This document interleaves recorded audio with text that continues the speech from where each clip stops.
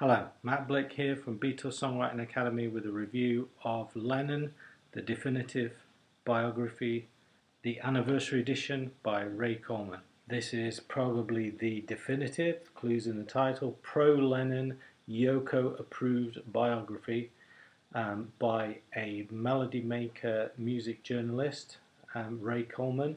What it actually is a muddled and badly written defense of John's reputation as a philosopher, peacemaker, artist, rock star, and all-around amazing guy.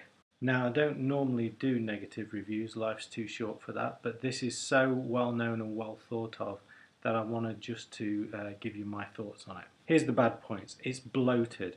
The foreword, preface, author's notes, introduction and prologue weigh in at over 100 pages, and what you get is he goes through other books, the good and the bad, conspiracy theories, he talks about mediums and psychics and what they have to say in terms of messages from beyond the grave from John Lennon, how the cult of Lennon has grown since his death, and on and on. Just skip it. Secondly, it's confused. The layout is really bad. It purports to be thematic. You have chapters on drugs, chapters on the Beatles, 3 chapters on the music, but the chapter on drugs doesn't mention heroin, but it has lots to say about Julian Lennon. The chapter on the Beatles has a lot about Yoko and Apple, and new themes just start randomly in the middle of chapters. Thirdly, for a music journalist, some of the writing is really odd and really bad. Here's some quotes. By the late 1980s, the assassination of John Lennon had become history. Yoko had an uncanny sixth sense of communication. John agreed to Hey Jude being the major side of the record. Major side.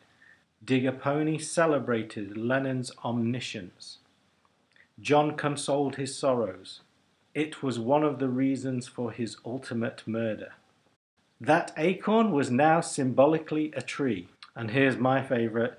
Save my wife's life, rasped an angry John Lennon. He was fuming with rage. Fourth, it sucks up to John Lennon in a predictable way, but to an extreme level. He was one of the great peacemakers of the 20th century, philosopher. In the pantheon of dead rock stars, Lennon towers as a colossus, one of popular music's most beloved, searingly honest artists, the man shaped by his own grit, and so on. Imagine has a wealth of allegorical lines destined to enchant people forever. Life with the Lions, he says, I'm sure it will be accepted in 10 years' time. Still waiting. John Lennon took mineral baths. Sorry. He took mineral baths which left John's skin glowing, his hair with a brilliant sheen. And then this one, I find this kind of sickening really. He bruised many victims, often verbally, sometimes physically, but even to have been attacked in any way by John Lennon brought a fame of a kind. But this sucking up doesn't just stay with Lennon. He sucks up to Yoko, of course, who, quote, confounded the bigots with her patience, her grace, her imagination. But also her steamed mackerel on a bed of bean shoots was a dish that impressed everyone. But it extends to anyone that spoke to him and gave him an interview. Cynthia Lennon, from her came intelligence and the great unspoken heat wave. A school friend is described as a successful political cartoonist for the national media.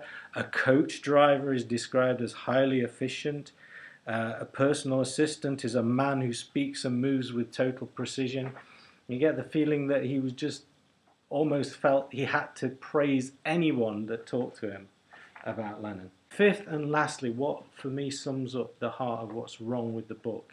There are 2 kinds of biographies in my mind that are worth reading. There is the personal one written by a co-worker, by a spouse, by a family member that has the inside track on the person that you're writing about. It might not be objective, it won't be objective, but the insights that you gain will balance that out.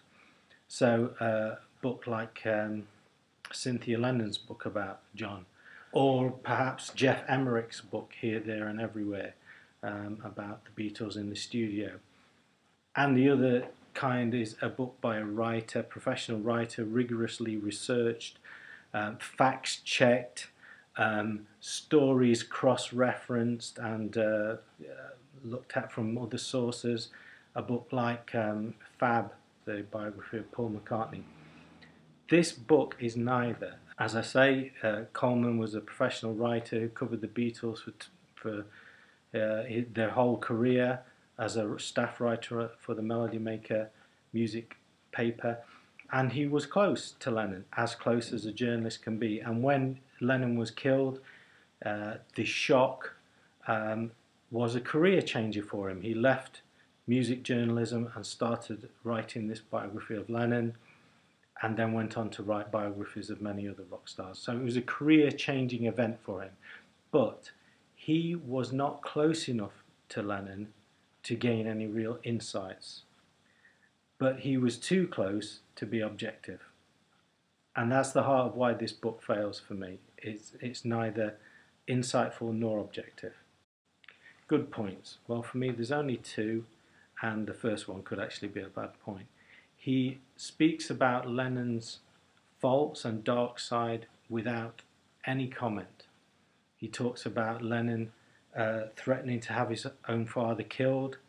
He talks about Lennon's obsession with cripples and deformity, and just glosses over it as though there's nothing wrong with that. And part of me started to wonder, is this how you get the negative side of Lennon past the censors, as it were? You just mention it as though it's actually fine, it's okay, and then leave the reader to figure that out for themselves. I'm not saying that was his intention, but you do get to see the dark side of Lennon if you're really looking for it. And secondly, sadly, I think this is the best biography of Lennon you're going to get, as long as Yoko and the Lennon estate are around to censor the material, really. I don't think you're going to get anything better than this. So if you're desperate to read a biography of Lennon, this is probably the one, but skip the first 100 pages and you'll thank me. Well, you won't thank me because you won't know what you've had to wade through. There you go. Thanks for watching. Go to Beatles Songwriting Academy for more posts and reviews. Beatles Songwriting Academy. Here, there and everywhere. But mostly at BeatlesSongwriting.com.